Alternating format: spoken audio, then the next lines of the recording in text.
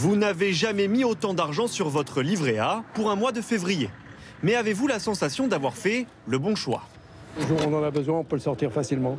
C'est ça, voilà, uniquement. C'est sûr que c'est pas le meilleur des placements, non. Et c'est la même chose pour les autres livrets classiques. Leurs taux sont tous inférieurs à l'augmentation du coût de la vie. C'est un peu comme si vous perdiez une partie de votre épargne.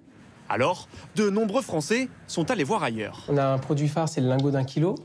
Donc aujourd'hui, il s'échange aux alentours de 57 000 €. Depuis le début de la guerre en Ukraine, ce bureau de change a vu défiler 3 fois plus de clients qu'habituellement. Et il y en a pour tous les budgets.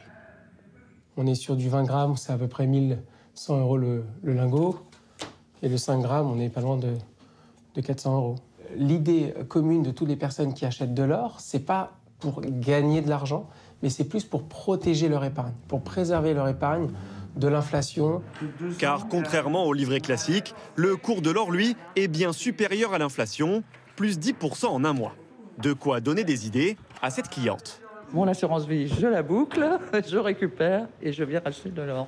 Une décision peut-être un peu excessive, selon ce conseiller en investissement. Lui suggère plutôt de diversifier ses placements. Démonstration. Alors, je ne peux pas faire d'un cas une généralité, mais là, pour cet exemple-là, probablement que je commencerai par 10%, forcément dans l'or. Je compléterai ça peut-être de 5% dans un fonds investi dans les métaux précieux. Or, métaux précieux, mais aussi fonds d'investissement ou même crypto-monnaies pour les adeptes. Attention, ces placements sont plus ou moins risqués.